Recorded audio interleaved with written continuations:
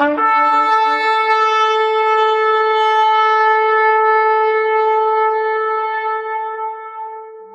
bem-vindos, bem-vindos aqui no canal Rumo a Canaã.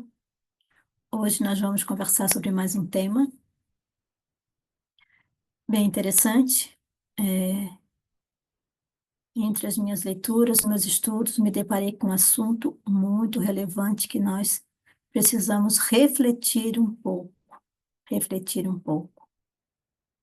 E eu começo com a pergunta: qual lado você está?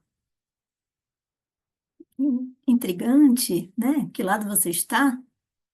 Aqui nessa imagem eu coloquei, óbvio, né? Figurativo, mas uma imagem representando Judas e outra imagem representando João.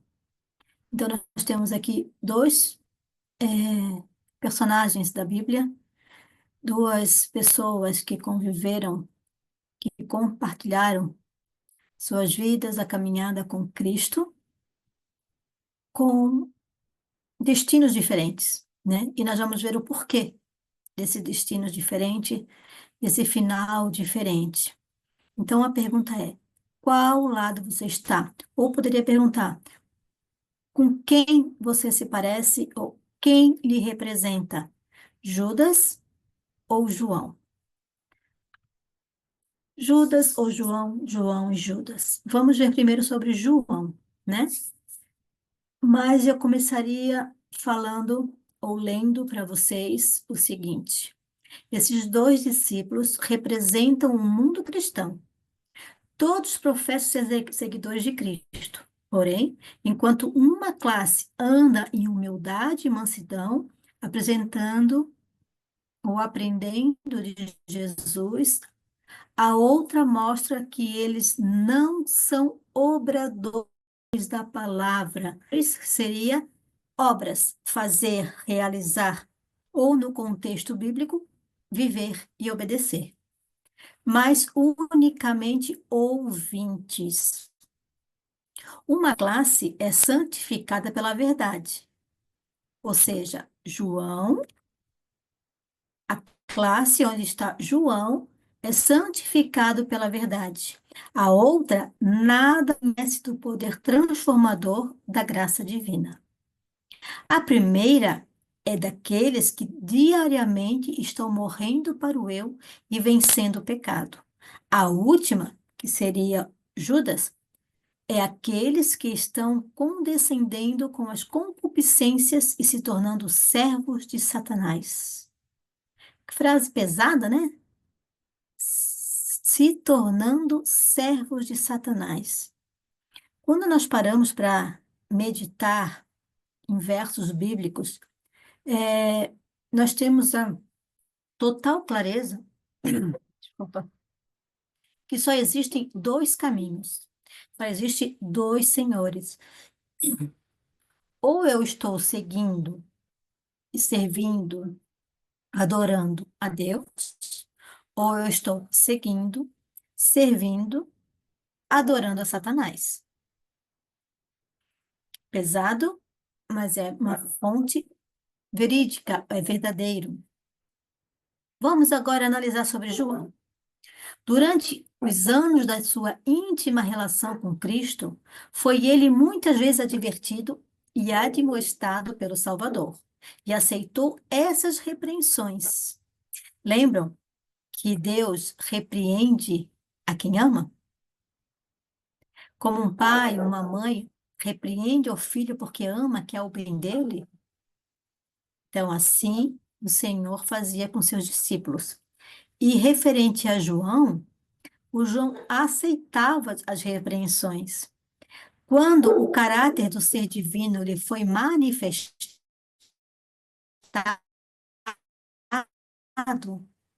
João, e foi feito humilde pela revelação. Ó, vou repetir. Quando o caráter do ser divino, quem é o ser divino aqui? Cristo. Então, quando o caráter de Cristo lhe foi manifestado, quando ele viu o caráter de Cristo, João viu as suas próprias deficiências, viu quão diferente ou longe ele estava. e foi feito humilde pela revelação. E dia a dia, em contraste com o seu próprio espírito violento, lembram que João era conhecido como filho do trovão? O seu espírito violento, ele observava a ternura e longanimidade de Jesus e ouvia-lhe, parava para ouvir o que Jesus falava. Ele prestava atenção. E dia a dia seu coração era atraído para Cristo. Dia a dia ele era atraído para Cristo. Aqui faltou. João ainda. O poder e ternura, a majestade e brandura, o vigor e a paciência que ele via na vida diária de Cristo, do Filho de Deus, encheram-lhe a alma de admiração. Ele contemplava a Cristo, ele observava a Cristo. Ele submeteu seu temperamento ambicioso e vingativo ao modelador poder de Cristo. Olha só, ele se submeteu, ele se entregou, ele permitiu que Cristo modelasse o seu caráter, a sua vida. E o divino amor operou nele e a transformação, e o divino amor operou nele a transformação do caráter, em evidente contraste do seu amigo Judas, com a santificação operada na vida de João, está a experiência do seu companheiro Judas.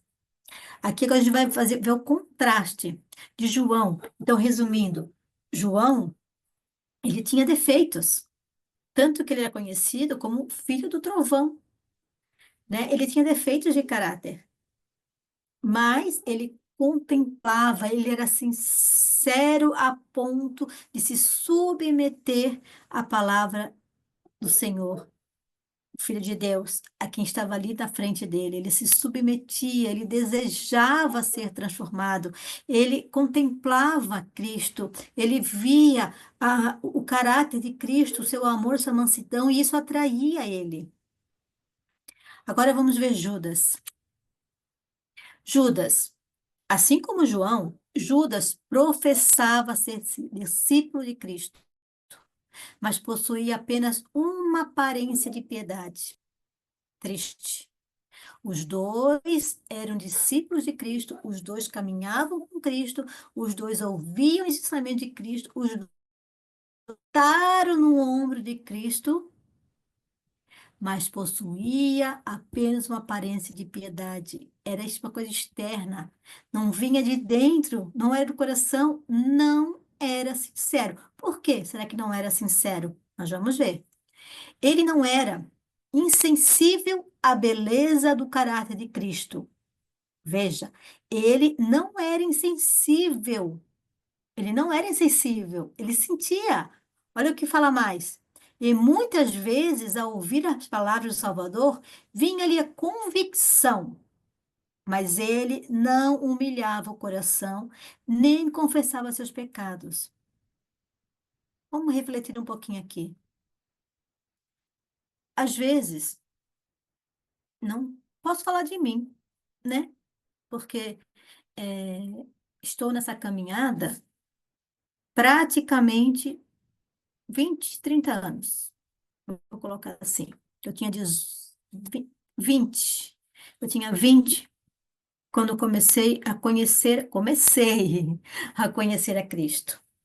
Hoje eu estou com 50. Então, 30 anos. Então, há 30 anos, nessa caminhada, indo às igrejas, muitas vezes eu ia, vê se você se identifica. Muitas vezes eu ia para a igreja, sentia aquele desejo de ser transformada. As palavras que eram pregadas tocavam meu coração, me sensibilizavam. Eu chorava muitas vezes em sinceridade. Chorava com sinceridade. Voltava para casa, muitas vezes no primeiro, segundo dia após aquele culto, eu voltava a ser o que eu era. Por que será? Por que que isso acontece?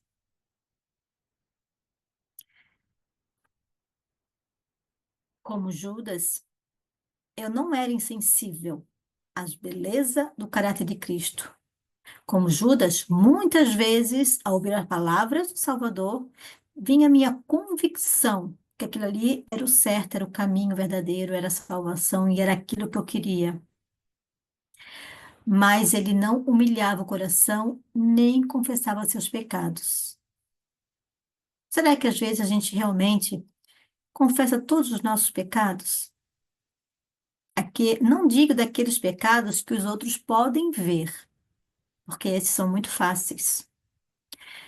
Eu digo pecados que está aqui dentro, os internos. Por que os internos? Os nossos sentimentos, as nossas ambições, os nossos desejos, a nossa vaidade, tudo, tudo, tudo que não provém de Deus. Soberba, avareza, orgulho, justiça própria, tudo que não vem de Deus. Coisas que eu não enxergava, por ignorância também, tem muita coisa que eu fui conhecer depois, mas o Senhor é justo em sua palavra, a palavra de Deus é viva e é eficaz, e o que está escrito vai se cumprir. Então, se tiver algo em mim que eu acaricio, algum pecado acariciado, muitas vezes afasto o Espírito Santo, infelizmente. Mas vamos continuar, depois a gente conversa mais. Então, resistindo à divina influência, desonrou um mestre a quem professava amar. Resistindo à divina influência. João guerreou ferozmente contra suas faltas, mas Judas violava a consciência e cedia à tentação, mas, mas se lhe robustendo do hábito no mal, rebustendo do hábito do mal, cedia à tentação. Ah, Senhor, só uma cervejinha não faz mal, não faço mal para ninguém. Ah, Senhor, eu vou assistir esse filme, mas não estou fazendo mal para ninguém. Um filme que tem violências, um filme que tem feitiçarias, um filme que tem misticismos, um filme que tem traição, um filme que tem baladas, danças. Ah, Senhor, mas isso não faz mal. Será? Será que isso não vai entrando e me atraindo e me seduzindo? Coisas para pensar. Falando de Judas ainda, a prática das verdades que Cristo ensinava não correspondia a seus desejos e propósitos. Veja lá. As práticas das verdades que Cristo ensinava. A palavra, os ensinamentos, os mandamentos não correspondiam a seus desejos e propósitos. E ele não podia renunciar às suas ideias para receber sabedoria do céu. Ele não abria mão do eu, das vontades próprias, para receber sabedoria do céu. Em lugar de andar na luz, escolheu caminhar nas trevas. Os maus desejos, a cobiça, as paixões vingativas ou outros tipos de paixões, os pensamentos soturnos, o que é isso? São pensamentos tristes, melancólicos e sombrios, tenebrosos, foram acariciados até que Satanás alcançou sobre ele pleno controle. Quando eu li essa parte, eu lembrei sobre o pecado contra o Espírito Santo. Porque vejamos, quando lá falou que ele era tocado, ele se sensibilizava quando Cristo falava com as palavras de Deus, mas não abria mão dos seus próprios desejos, dos seus propósitos, ele não abria mão. Então eu imagino que, assim como nós, o Espírito Santo toca o coração, fala, filho, filha, isso vai te levar para um caminho longe, longe de Cristo. Isso vai te levar para o abismo. Tu estás andando em lugares perigosos. Isso sempre é o Espírito Santo falando. Filho, filha, deixa de fazer esse tal costume, porque isso não provém de Deus. Isso mexe com a tua mente, e Cristo fala conosco pela mente. Então, nossa mente precisa estar limpa, não obstruída, podemos dizer assim, porque hoje nós sabemos que certas bebidas, certas comidas, deixam nossa mente meio zonza, meio preguiçosa, meio tonta, né? Aí quando o Espírito Santo fala, filha, deixa esse tipo de comida, deixa essa bebida, deixa isso, não é porque Deus é um Deus arbitrário, é porque Deus é um Deus que sabe o que você precisa, Ele está cuidando de ti. Aí, aqui como Judas, o Espírito Santo trabalhou, lutou, insistiu por ele, mas ele não abria mão dos seus desejos e propósitos. Aí o que aconteceu no final? Satanás alcançou sobre ele pleno controle. Aqui eu lembro o pecado contra o Espírito Santo, que foi o que eu falei há pouco. O que que é o pecado contra o Espírito Santo? É a rejeição da graça, é a rejeição do perdão. Porque Deus, o Senhor Jesus, vai me perdoar quando eu reconheço, quando eu confesso e quando eu deixo. Mas se eu resistir a essa advertência, como Judas fez, porque Judas resistiu às advertências, Judas, ele não aceitava as advertências. Esse é o pecado contra o Espírito Santo. A ponto de o Espírito Santo lutar tanto comigo, insistir tanto comigo, e eu continuar insistindo que eu quero fazer aquilo ali, que aquilo ali me traz alegria. Ah, eu posso porque sou feliz, me traz alegria. Em nome da felicidade, em nome do amor, em nome de muitas coisas, a gente pega caminhos errados. Então, e tanto o Espírito Santo insistir em te mostrar que está errado, em me mostrar que está errado, e eu insistir que não, eu quero fazer isso aqui desse jeito, porque Deus é amor, tudo pode, tudo perdoa, ele sabe a sinceridade do meu coração? Sim, ele sabe a sinceridade do meu coração. Mas nós também sabemos quais são os mandamentos, os preceitos e as orientações do Senhor. Aí, como é que fica? Como é que fica? Deus vai ter que se submeter à minha vontade ou é eu me submeter à vontade de Deus? Que caminho a gente vai pegar? O que que o dicionário diz? O pecado contra o Espírito Santo envolve a recusa consciente e obstinada da ação do Espírito Santo na vida de uma pessoa, que busca convencer do pecado e conduzir ao arrependimento. De tanto o Espírito Santo buscar lhe convencer que é pecado, buscar lhe convencer e lhe levar a um arrependimento, deu. Por conta do Espírito Santo. Porque ele fala, fala, fala, fala, fala e a gente não escuta. Então ele vai parar de falar. O pecado contra o Espírito Santo pode levar à impenitência final, onde a pessoa morre sem se arrepender dos seus pecados, rejeitando a oferta de perdão e salvação. É triste, é triste. Vamos fazer então agora, comparar aqui, fazer um paralelo entre João e Judas. João e Judas representavam aqueles que professam ser seguidores de Cristo. Lógico, João e Judas, os dois eram discípulos, os dois estavam seguindo a Cristo. Assim como nós, a multidão está seguindo a Cristo. Estão muitos colocando a Bíblia embaixo do braço e seguindo a Cristo. Vamos lá. Ambos esses discípulos tiveram as mesmas oportunidades de estudar e seguir o divino modelo. Ambos estiveram intimamente no mesmo privilégio de ouvir os ensinos. Ambos possuíam sérios defeitos de caráter.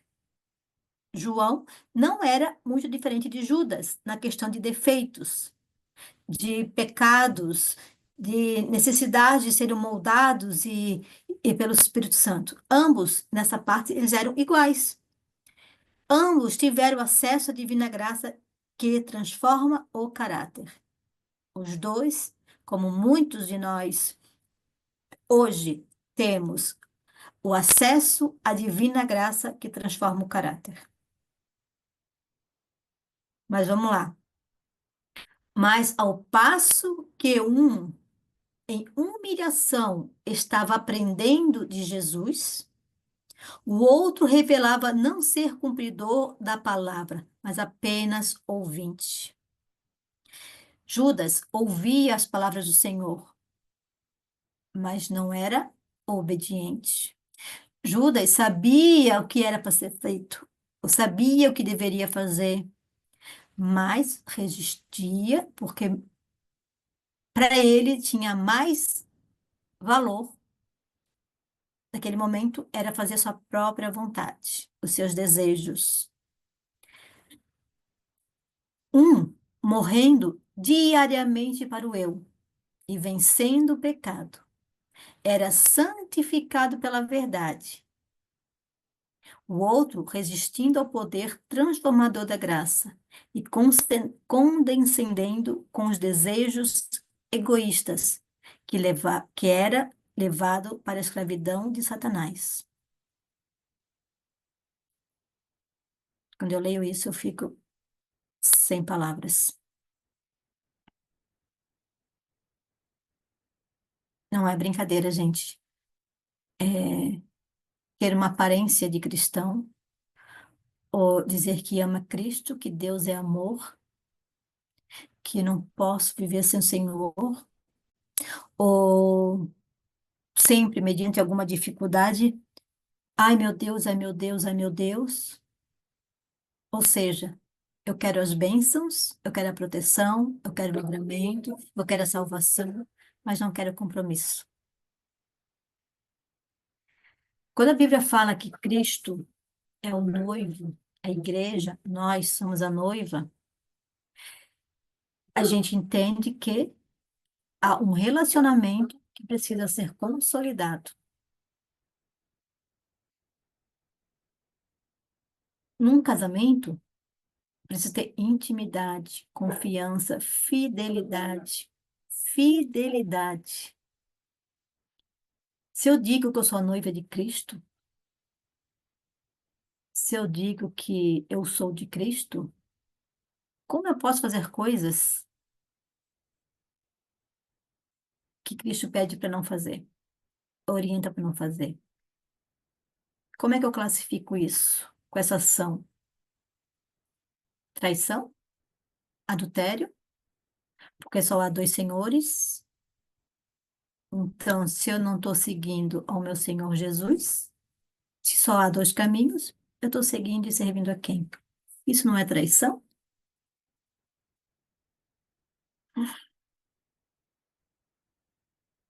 Judas não era insensível, repetindo isso, para lembrar.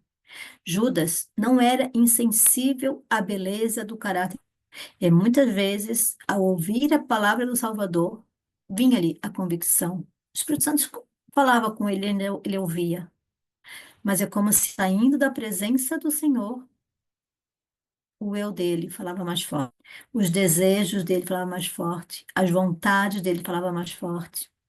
Ou seja, ele não queria um compromisso de fidelidade ao Senhor.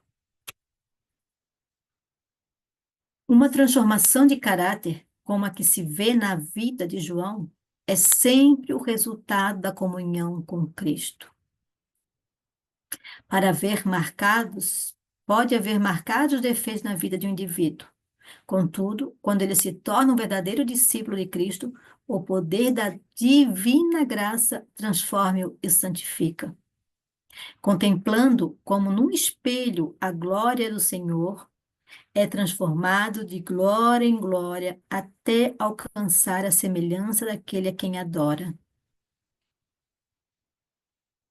Lindo. Mas todos nós, com o rosto descoberto, refletindo como um espelho a glória do Senhor, somos transformados de glória em glória na mesma imagem, como pelo Espírito do Senhor. Refletindo, contemplando. Essa frase refletindo, não é desconhecida para vocês, com certeza, que diz: eu me torno aquilo que eu contemplo. Por quê? Porque de tanto eu contemplar algo, aquilo ali vai fazendo parte de mim. Eu vou me transformando parecido com aquilo que eu estou contemplando. Voltando aqui.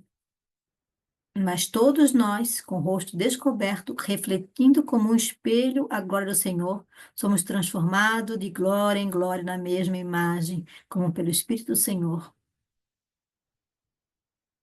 contemplando como num espelho a glória de Deus, contemplando o Senhor, de glória em glória, de caráter em caráter, dia após dia, degrau sobre degrau, a gente vai refletindo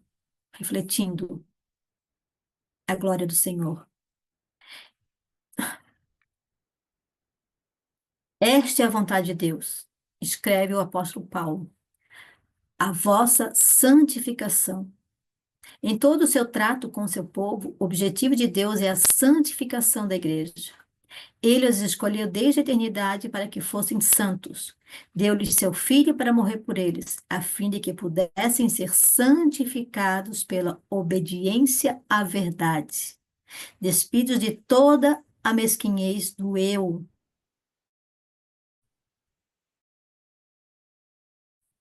Lindo. Eu vou repetir. Os escolheu desde a eternidade. O Senhor te escolheu desde a eternidade para que fossem santos. Deu-lhe seu filho Jesus para morrer por nós, a fim de que pudéssemos ser santificados pela obediência à verdade, despidos de toda a mesquinhez do eu. Gente, contemplando a cruz agora, todo o sacrifício, todo o trajeto de Cristo, sendo Deus se esvaziando como Deus, vindo à terra, nascendo como homem, sendo humilhado, rejeitado. As últimas cenas de Cristo, as últimas horas de Cristo, maltratado, cuspido, tortura. Porque lá é tortura, gente. O que aconteceu lá foi tortura. Isso tudo por amor a mim e a você. Se esvaziou dele mesmo. Morreu a nossa morte como um pecador que era minha e a tua. Aquela cruz é o nosso lugar. Nós, o mundo. Deus deu seu filho. Não pereça, mas crer. Ah, eu acredito que Cristo é o Filho de Deus. Eu acredito que Cristo morreu na cruz por mim. Estou salvo só? A salvação é pela fé, né? Pela obra. Perfeito. Mas crer, esse crer é muito mais amplo do que acreditar que Jesus veio ao mundo e morreu. Crer é crer também na palavra dele, nos mandamentos. É crer que o que ele falou vai acontecer. E ele diz: sede santos como eu sou santo. Eu preciso crer no que ele falou e muitos outros mandamentos. Deus só pode ser honrado pelos que professam crer nele quando são conformes à sua imagem e controlados pelo Espírito Santo. Vou repetir. Só pode ser honrado pelos que professam crer nele quando são conformes à sua imagem e controlados pelo Espírito Santo. Se há só dois caminhos, dois senhores, ou eu sou conduzido, eu sou inspirado pelo Espírito Santo, ou não existe em cima do muro, não existe neutralidade nesse grande conflito. Ou eu sirvo a Cristo, ou eu sirvo a Satanás. Parece pesado? Muito, mas é a verdade. Ou eu sou serva, seguidora e adoradora de Cristo, ou eu sou de Satanás. Se eu não estou em Cristo, mesmo eu não escolhendo estar em Satanás, eu estou em Satanás, porque só existem dois caminhos e não há em cima do muro. Não há neutralidade. Ou eu sou cheia do Espírito Santo, ou outro espírito vai influenciar nas minhas atitudes. Os que desejam alcançar a bênção da santificação têm de primeiro aprender o que seja abnegação. O que é abnegação? Eu abri mão. Eu abri mão. Eu abri mão da minha vontade. Eu abri mão dos meus desejos. Eu abri mão. Os que desejam, eu vou mudar ali a palavra. Olha só. Os que desejam alcançar a bênção da santificação têm de primeiro aprender o que seja, ou têm que aprender a abrir mão da sua própria vontade, do seu próprio bem-estar, do seu próprio querer. Não foi o que Cristo fez? E nós não devemos ser imitadores de Cristo? A cruz de Cristo é a coluna central sobre que repousa o peso eterno da glória muito excelente. Se alguém quiser vir após mim, diz o Senhor lá em Mateus 16:24, renuncia-se a si mesmo, tome sobre si a sua cruz e me siga. O que é a minha cruz? O que é tomar sobre mim a minha cruz? É eu morrer para mim. É eu negar o eu quero, o eu desejo, eu gosto, eu prefiro, eu amo, ai, eu adoro, ai, como eu gosto, não consigo deixar. Morra para si mesmo e viva para Cristo. Deus sustém e fortalece aquele que está disposto a seguir o caminho de Cristo. A santificação não é obra de um momento, de uma hora, de um dia, mas de toda a vida. Não se alcança como um feliz voo dos sentimentos, mas é o resultado de morrer constantemente para o pecado e viver constantemente para Cristo. A luta é diária. Enquanto tiver fôlego de vida, a luta é diária, porque Satanás jamais vai desistir de nos derrubar. É um grande conflito, nós somos o alvo, nós somos o prêmio. Não porque Satanás nos quer e nos ama, muito pelo contrário, ele nos odeia. O objetivo dele é atingir a Cristo. E como nós somos criaturas feitas de imagem e semelhança de Cristo, ele quer nos derrubar, ele quer nos matar, ele quer nos tirar da presença do Senhor, ele quer tirar-nos da vida eterna. Não por amor, igual a Cristo, que está aqui lutando, desejoso de estender a mão, que ele está com a mão estendida, mas que você estenda a mão e pegue na mão dele e siga esse caminho de santificação a vida toda, por amor, que ele te criou. E Satanás te odeia, mas te seduz para te tirar de Cristo. Não se alcança com um feliz voo dos sentimentos. Ai, glória a Deus, aleluia, que alegria, essa música me emociona. Ai, como eu amo Cristo, que música mais linda, sentimentos. Não, Cristo é razão, mente, consciência. Deus fala que Ele quer um culto racional, não emocional, porque as emoções passam, é razão, consciência. Porque a consciência, na hora, a tentação bater na minha porta, é ela que vai dizer para mim, filha, filho, não é isso. Não é esse o caminho. Porque a emoção, vou botar assim, que é enganoso. Coração do homem enganoso, sentimento, ai, que paixão. Mas é enganoso. Eu preciso ter razão, racional. Não se alcança com um feliz voo de sentimentos, mas é o resultado de morrer constantemente para o pecado e viver constantemente para Cristo. Racional, consciente. Eu preciso viver constantemente para Cristo. É uma luta, é uma guerra. É um conflito diário. Não tem sentimental. Não tem amor. Ai, não, é racional. É uma luta, é uma guerra, gente. É uma guerra. Não se podem corrigir os erros, nem apresentar reforma de caráter por meio do esforço débeis e intermitentes. Já vou entrar num assunto muito sério. Essa guerra, esse pecado, os meus defeitos de caráter, eles não serão vencidos com esforços débeis e intermitentes. Esforço débeis, a minha própria força, porque eu não posso nada sem Cristo. Intermitentes. O que é intermitente? É uma coisa que tem intervalos, espaços. Aí eu sozinha, com a minha própria força, de vez em quando vou fazer uma forcinha para vencer o pecado, não cair em tentação. É derrota na certa. É derrota na certa. Nós já vamos ver o segredo.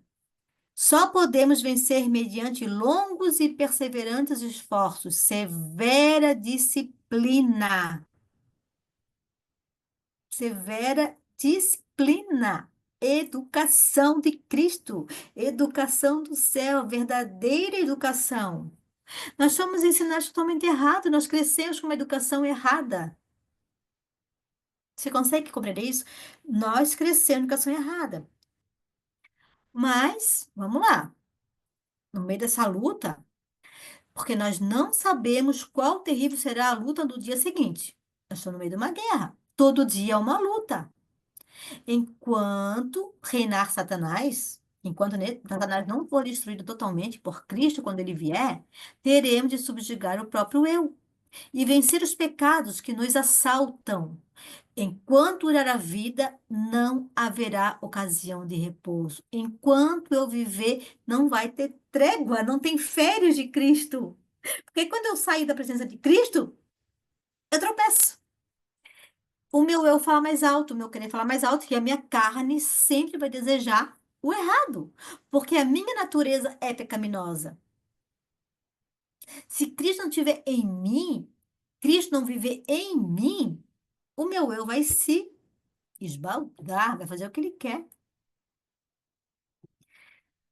Nenhum ponto a que possamos atingir e dizer, alcancei tudo completamente.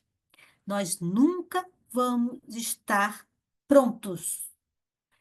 O processo de santificação é uma vida inteira é até Cristo voltar ou eu dormir,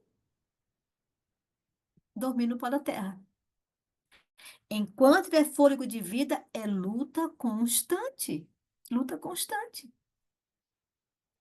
A santificação é o resultado de uma vida de obediência que dura a vida toda. Ai, esse mês, essa semana, eu vou fazer tudo certinho. Eu vou resistir à tentação, eu vou parar de beber, eu não vou naquele lugar porque as pessoas lá colocam aquela música que às vezes nem é um nível bom, intelectualmente falando de música, e ah, pecado, então, eu ir numa festa? A Bíblia diz assim, ó, quer comer, quer beber, ou qualquer coisa que você vai fazer, que seja para a glória de Deus. A glória de Deus. Pense, vai, que você gosta, você frequenta, pensa. Está sendo para a glória de Deus? Deus está sendo. Vou mudar. Deus está sendo glorificado naquele lugar? Esse é o ponto. Tem uma coisa que eu sempre gosto de falar para mim mesmo. Qualquer decisão que eu tenho que tomar, qualquer lugar que eu tenho que ir, tudo. A pergunta é: o que Jesus faria no meu lugar? Jesus iria lá? Jesus comeria isso? Jesus falaria assim? Jesus resolveria desse jeito?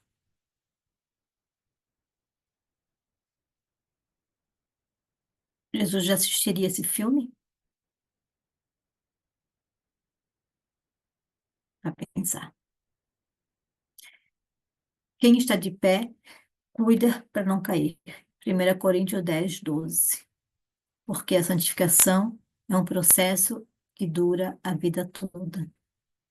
Eu nunca vou estar pronto, porque todos os dias eu preciso matar o meu eu. Todos os dias eu preciso me agarrar com Cristo. Todos os dias eu preciso da presença do Senhor na minha vida. Homens a quem Deus honrou com divina luz e poder confessaram a pecaminosidade da sua natureza.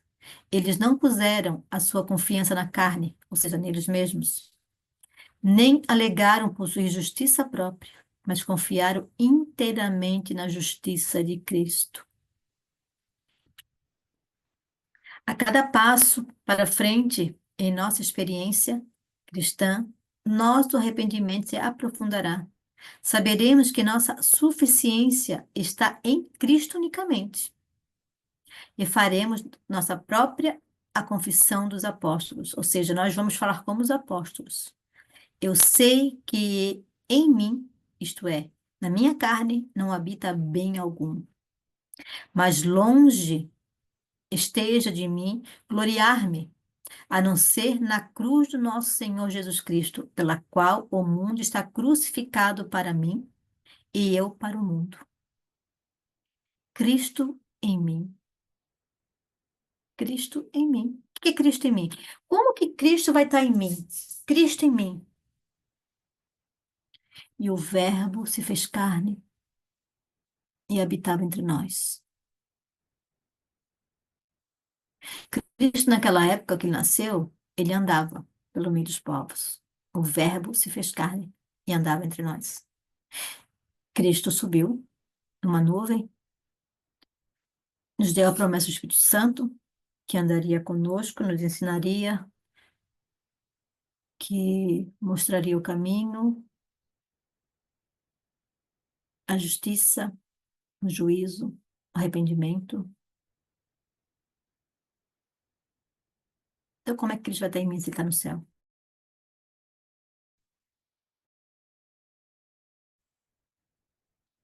A palavra. O Verbo se fez carne. O Verbo hoje tem que estar aqui. A palavra de Deus em mim, dentro de mim, a palavra na minha mente, preencher a minha mente, tudo em mim ser conduzido pela palavra, é Cristo em mim.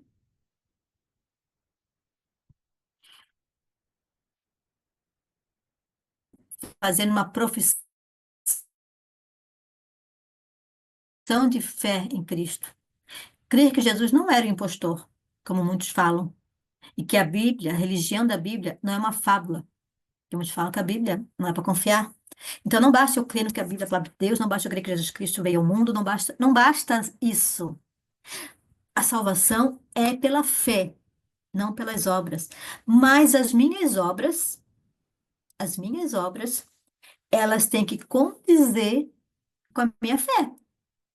Se eu creio em Cristo, eu obedeço a Cristo. Ou eu creio em Cristo e faço o que eu quero, sabendo que a minha vontade própria é pecaminosa. Aquele que diz, eu conheço, João escreveu, né? E não guarda os seus mandamentos, é mentiroso. Aquele que diz que ama Deus, eu conheço Jesus, eu amo, eu amo, eu amo, eu amo, mas não obedeço, é mentiroso, é um amor falso, não é um amor verdadeiro, não é um amor que se entrega a morrer por ele, porque ele só quer a bênção, ele não quer compromisso. E nele não está a verdade. Mas qualquer que guarda sua palavra, o amor de Deus está nele verdadeiramente aperfeiçoado. Nisto conhecemos que estamos nele. Aquele que guarda os seus mandamentos, nele está. E ele, nele. O que é guardar os mandamentos? Aceitar, crer, obedecer a Cristo, se submeter a Cristo. Isso é guardar seus mandamentos.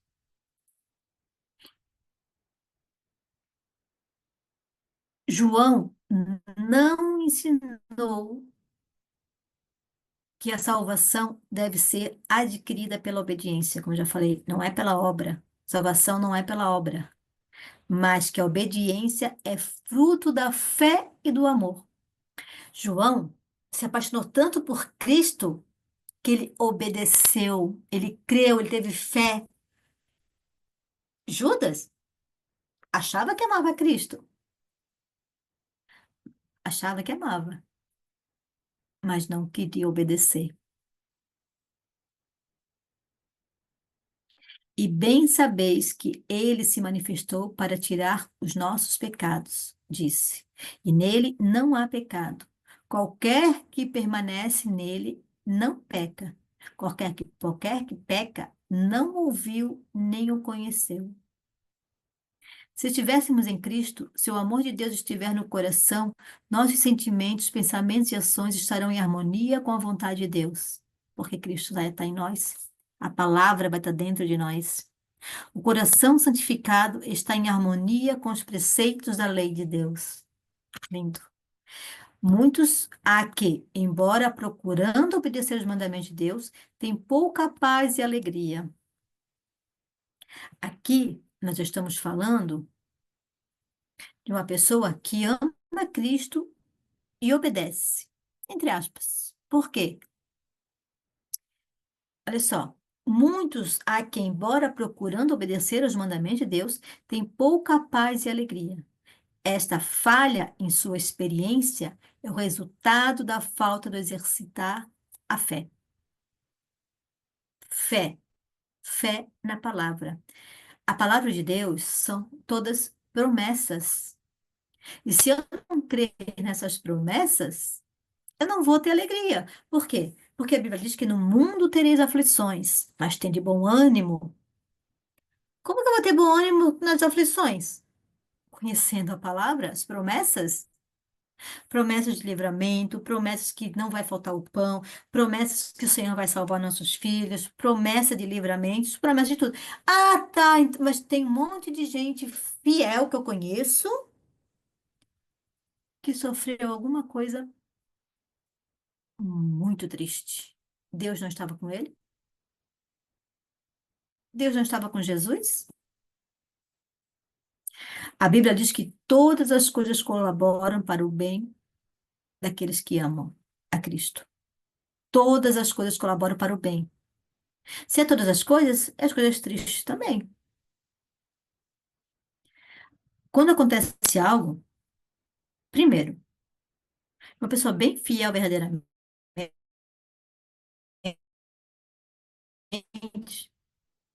a gente, só Deus vê a sinceridade do coração e as ações quando não tem nenhum olho humano observando.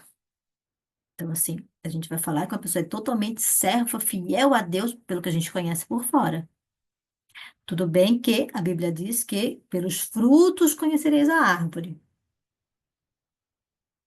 Mas tem gente que tem a aparência do bem, e aí? Aí eu fico com a passagem onde Deus fala que nós não podemos julgar ninguém, que esse papel de juiz é do Senhor. A nós cabe só amar, se abnegar em favor do outro, ajudar o outro. Mas vamos aqui falar de uma pessoa que é 100% fiel a Deus. Fiel, fiel, ama o Senhor. Vamos falar de João? Vamos falar de João. João, o filho amado, que amava o Senhor, se rendeu, se humilhou, confessou seus pecados, seu caráter foi totalmente transformado, que depois foi conhecido como o discípulo do amor, de filho do trovão para discípulo do amor, como João foi transformado por Senhor, e o que João passou, e o que João sofreu. Cristo não cuidou dele? Deus abandonou ele? Não. Assim como Deus não abandonou o Senhor na cruz também, como Deus também não abandonou muitos que hoje são fiéis e perecem. Infelizmente, nós vivemos num mundo de pecado, onde muitas vezes as más escolhas do outro me atingem, mas nosso mundo não é aqui. Feliz daquele que descansa no Senhor, feliz daquele que hoje está com o nome escrito no livro da vida e dorme no pó da terra. E graças a Deus, tudo indica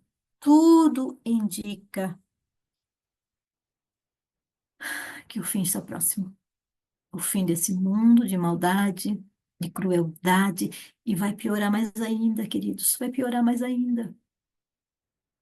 Quanto mais se aproxima a vinda de Cristo, as coisas vão piorar.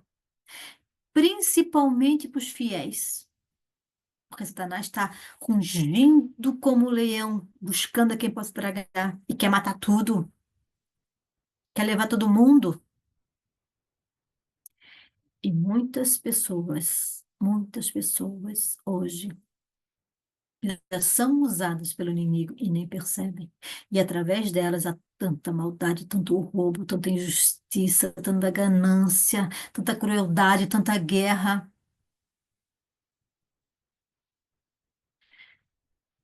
Então, a promessa de não haver mais choro, de não haver mais pranto, a promessa que não vai ter mais tristeza, a promessa que não vai ter mais doenças, não é para esse mundo aqui.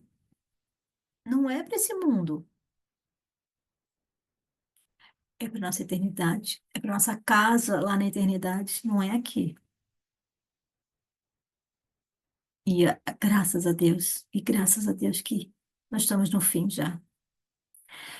Tudo indica política, religião, natureza, caráter das pessoas, ações, atitudes das pessoas. Hoje o errado é certo e o certo é errado. As pessoas são condenadas por fazer o que é certo e o que é errado está livre. Mas a promessa de felicidade eterna não é nesse mundo. Então a gente deve continuar firme, firme, até Jesus voltar. Porque aí sim vai ser uma eternidade de alegria, de paz, tranquilidade. Aí sim. O Senhor quer que todos os seus filhos e filhas sejam felizes, obedientes e desfrutem paz. Aqui, parece até que eu estou contradizendo o que eu estou falando. O Senhor quer que todos os seus filhos e filhas sejam felizes, obedientes e desfrutem paz, começando aqui, no meio desse caos. Como? Simples. Se passares pelo fogo, passarei contigo. Se passares pelas águas, passarei contigo. Se fores jogado na cova do leão, estarei contigo. Paz em Cristo, sabendo que, como Paulo falou, quer eu vivendo, quer eu morrendo, qualquer situação, não importa estar com Cristo. E se me ceifar desse mundo aqui, eu vou estar mais em paz ainda. Eu tenho um tenedor, porque até o ar que nós respiramos precisamos de Cristo. Irmãos, eu não vou contar todos os testemunhos que eu tenho da providência e misericórdia de Deus aqui, porque vai ficar um vídeo enorme. Mas eu vou gravar ainda. Porque nosso Deus é um Deus que ainda faz milagres. Ainda faz milagres. Deixa eu ler esse parágrafo de novo, para a gente continuar. O Senhor quer que todos os seus filhos e filhas sejam felizes e obedientes e desfrutem a paz. Mediante o exercício da fé, o crente toma posse dessas bênçãos. Pela fé, cada deficiência de caráter pode ser suprida, cada contaminação purificada, cada falta corrigida e toda boa qualidade desenvolvida. Sozinho? Não. Cristo em mim, intimidade, comunhão com o Senhor, diária, leitura da palavra, porque quando eu leio a Bíblia, eu encho a minha mente da palavra do Senhor. Cristo em mim, o Verbo em mim. Aí é Ele que vai agir. Sabe, quando vem uma situação, eu vou parar, eu vou pensar, e o Espírito Santo vai fazer eu lembrar de alguma passagem da Bíblia que vai me orientar como eu devo proceder. Cristo em mim. Aqui. Essa questão de transformação, salvação, bênção, não existe sem obediência e comunhão. Prova vem agora em Deuteronômio 28. A salvação é pela fé, não pelas obras. Mas as minhas obras indicam em quem eu tenho fé. Entende? Deuteronômio 28 eu gosto de lembrar todos os dias. Eu vou ler só 4 versículos do capítulo 28. O 1 e o 2 falam das bênçãos e vai descrevendo até o 14 tudo que Deus vai te abençoar, tudo que Deus vai fazer. Ali, Deus descreve quase todas as áreas da nossa vida. Do 15 até o final, são as maldições. E ali Deus descreve, do 17 em diante, Deus descreve tudo as maldições, ou todas as maldições que vão nos alcançar. Por quê? O 1 diz assim: E será que, se ouvires a voz do Senhor teu Deus, tendo cuidado de guardar todos os seus mandamentos, que hoje te ordeno, o Senhor teu Deus te exaltará sobre todas as nações da terra. E todas essas bênçãos virão sobre ti e te alcançarão, quando ouvires a voz do Senhor teu Deus. Ouvir e ignorar? Não, né? Cuidado de guardar todos os seus mandamentos, obediência, compromisso, fidelidade. Aí no 15 fala assim: será, porém, que, se não deres ouvido à voz do Senhor teu Deus, para não cuidares em cumprir todos os seus mandamentos e os seus estatutos, que hoje te ordeno, então virão sobre ti todas as maldições e te alcançarão. Maldito serás na tua cidade. Aí ele vem descrevendo todas as áreas da nossa vida.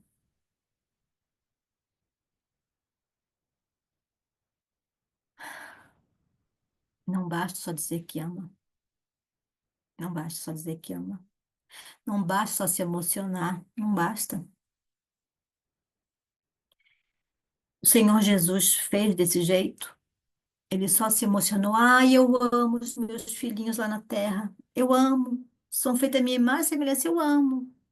Todos se acabando, se matando, se odiando, sendo egoísta, vaidoso, egocêntrico. Eu amo.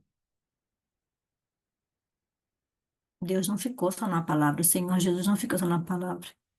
Ele veio aqui, o Verbo se fez carne, habitou entre nós e nos deu o exemplo e deixou orientações. Ninguém vai entrar no céu de qualquer jeito, gente. Não vai, não vai. Está escrito: sem santificação ninguém verá Deus. A salvação é pela fé, não é pelas obras. Vou repetir: as minhas obras, as minhas atitudes apontam aonde, em quem está minha fé e quem eu adoro. A salvação é pela graça. A salvação é pela fé. Escolher a seguir e obedecer o exemplo que foi Cristo e continuar na minha própria vontade, sabendo que o meu eu, a natureza é pecaminosa. Se ela é pecaminosa, quem é que orienta os pecados? Quem é que dá ali o pecado? Aí quem eu estou seguindo? Entende? Podemos pedir perdão do pecado. O Espírito Santo, a natureza cristã, sabedoria, fortaleza para a sua obra, todos os dons, enfim, eu posso pedir tudo, tudo, tudo, tudo, tudo eu posso pedir para o Senhor. Principalmente as espirituais, transformação, ser moldado, que o Senhor coloque em mim os. dons do Espírito Santo,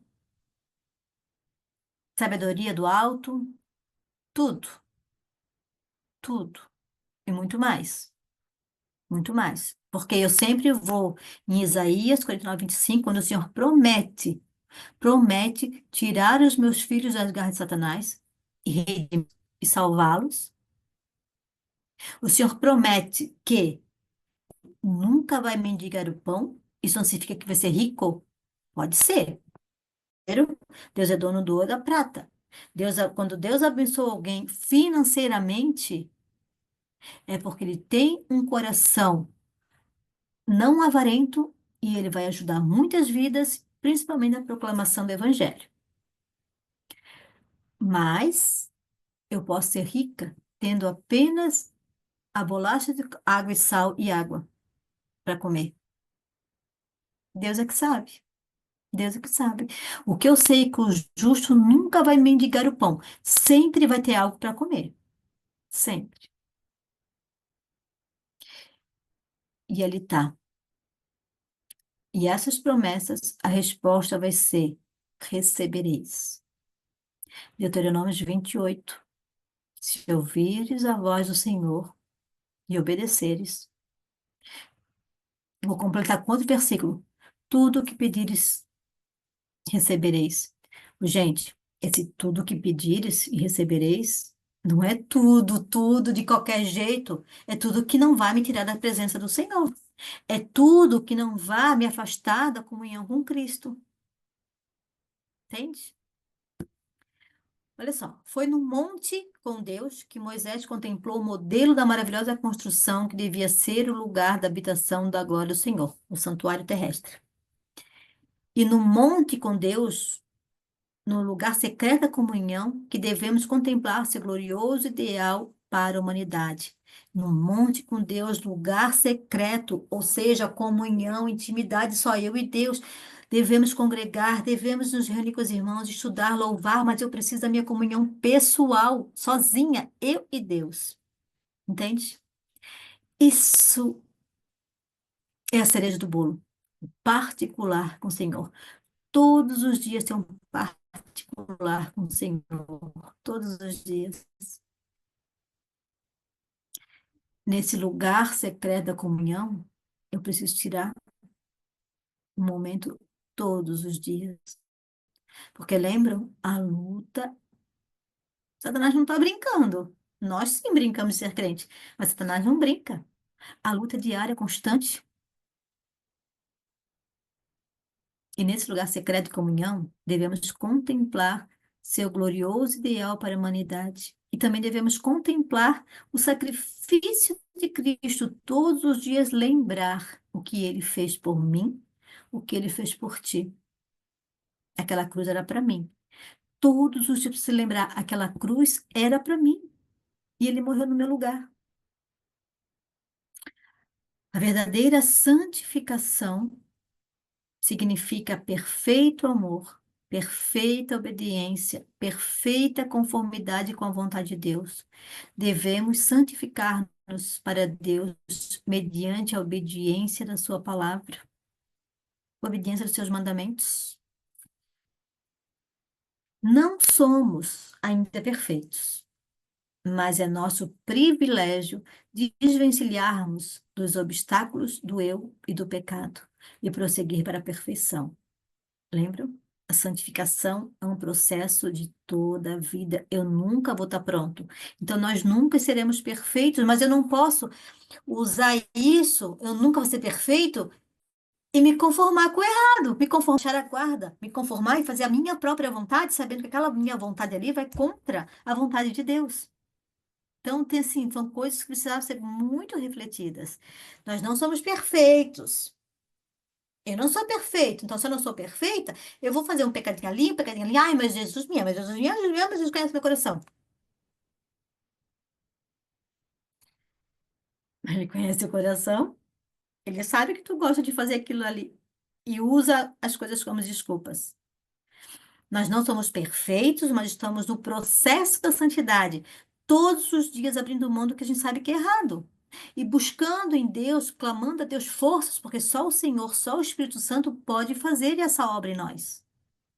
Por isso, comunhão diária, todos os dias, no lugar secreto com Cristo, porque só com Cristo, só com o Espírito Santo, nós podemos vencer a tentação.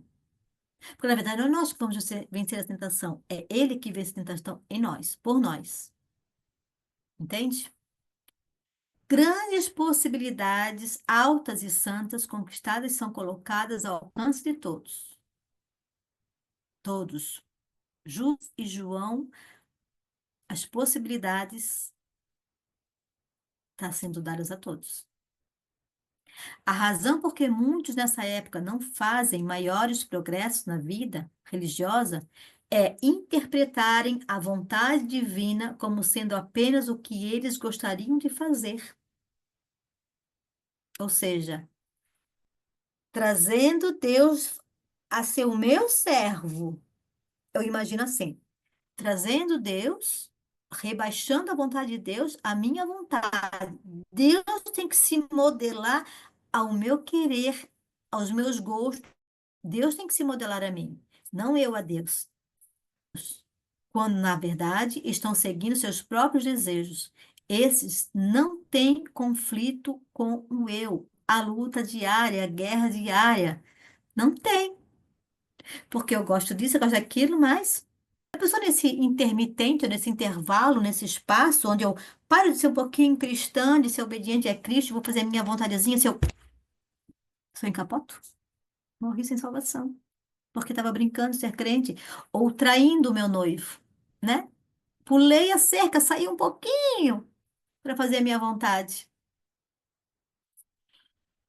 Aí não tem mais, não tem choro e não tem vela, como dizia o velho ditado. Não tem choro e não tem vela que vai resolver o destino eterno. Há outros que por algum tempo são bem-sucedidos na luta contra seus desejos egoístas por prazeres e comodidades. São sinceros e fervorosos, mas cansam-se do contínuo esforço, do morrer a cada dia, da incessante labuta. A indolência parece impulsiva, amolentos e cai sob a tentação em vez de resistir-lhe. Resistir-lhe. As diretrizes traçadas na palavra de Deus não deixam lugar para o compromisso com o mal. O Filho de Deus se manifestou para atrair a si mesmo, ou a si, todos os homens. Não veio para embalar o mundo em seu sono, mas para indicar o caminho estreito. A vida do cristão é estreita, é luta diária. O caminho é estreito, entende? Em todos devem seguir, em que todos devem seguir para alcançar, afinal, os portais da cidade de Deus. Seus filhos precisam seguir para onde ele abriu o caminho de Cristo, não o atalho que eu quero fazer. Seja qual for o sacrifício do bem-estar ou condescendência egoísta, seja qual for o custo do trabalho ou sofrimento, precisam manter constante batalha contra o eu. Aquele que quer seguir-me, negue-se a si mesmo, pegue a sua cruz. Morte diária do eu. O maior louvor que os homens podem apresentar a Deus é tornando-se consagrados instrumentos cujo ele operar. O Senhor quer operar através de nós. O Senhor quer se apresentar a outros através de nossas vidas. Nós precisamos contemplar tanto a Cristo que a sua presença, o seu amor seja refletida em mim, na minha vida. E as pessoas serão atraídas por esse reflexo de Cristo. Como é que Cristo atraía as pessoas? Amor, cuidado, importância, ajuda. O Senhor atraía as pessoas, o socorro, os necessitados corriam atrás dele. O amor dele, o olhar.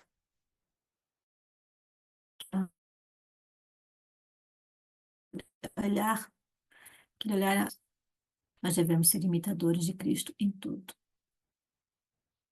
Ele pede o inteiro coração. Dá-lhe, é seu, tanto pela criação como pela redenção. Ele pede o nosso intelecto, nossa razão, a consciência. Dá-lhe, é seu. Pede nosso dinheiro, vosso dinheiro, é dele. Ele que provê a saúde para trabalhar. Não sabeis que não sois de vós mesmos, porque fostes comprados com preço bom. Deus requer a homenagem da alma santificada, não só de boca para fora, que pelo exercício da fé que obra por caridade se tenha preparado para servi-lo.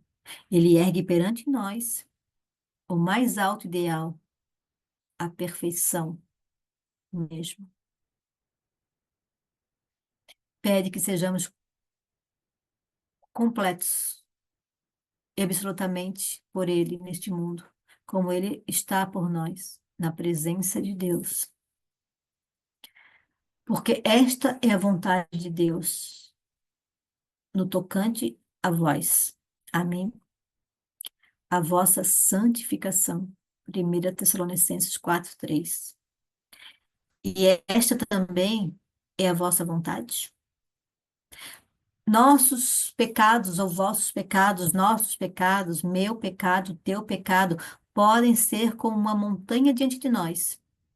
Mas se nos humilharmos, se humilharmos o coração e confessarmos nossos pecados, confiante nos méritos de um Salvador crucificado e ressurgido, ele nos perdoará e purificará de toda injustiça. Deus requer de nós inteira conformidade com sua lei. A lei é o eco da sim mais santidade. Permitir que nosso coração se encha de intenso desejo por sua justiça, cujo efeito a palavra de Deus declara ser paz, e cuja operação repouso e segurança para sempre. À medida que a nossa alma anela a Deus, mais e mais encontraremos as infinitas riquezas da sua graça.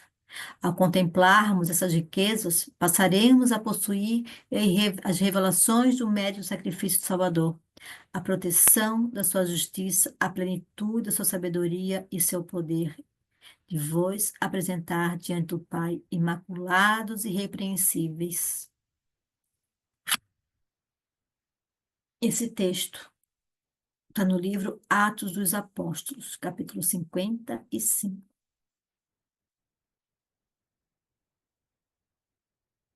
Não é o livro da Bíblia, é o livro do Espírito de Profecia, Atos dos Apóstolos, que nos adverte: sede santos, sede iniciadores de Cristo. Lute contra o seu eu, essa luta diária. Não desista, não desista de lutar todos os dias, mas a gente não luta sozinho. Essa luta, ela já está ganha, já está vencida, quando Cristo está em nós, quando Cristo luta por nós. Nós escondidos em Cristo, nossa vida escondida em Cristo. Quando que a minha vida está escondida em Cristo? Quando eu viver a palavra. Nós precisamos aprender a viver a palavra. Nós precisamos aprender a dizer não para a tentação. Aqui, a gente vai viver só o tempo de uma vida, mas a eternidade é eterna. E é para lá que o Senhor quer nos levar. Que o Senhor nos abençoe. Oremos. Deus Santo e Eterno Pai, te damos graças, Senhor, pela revelação, profecia, onde o Senhor nos orienta, Senhor, que precisamos morrer todos os dias, que precisamos todos os dias, Senhor, te buscar, Senhor, no lugar secreto da oração, Pai, a intimidade contigo, o estudo, Senhor, da tua palavra, viver a tua palavra. respirar a tua palavra, Senhor, ser dependente de ti, se humilhar diante de ti, Senhor, porque nós somos totalmente dependentes até mesmo para respirar, meu Pai querido. Por favor, Senhor, esteja comigo, esteja com cada um ouvinte dessa reflexão. Nos ajude, Senhor, a tomar as melhores decisões, que é ficar ao teu lado. Nos ajude, Senhor, através da tua palavra, na tua força, na tua justiça, Senhor, resistir ao mal. Entrega nossa vida nas tuas mãos, Senhor. Em nome de Jesus. Amém.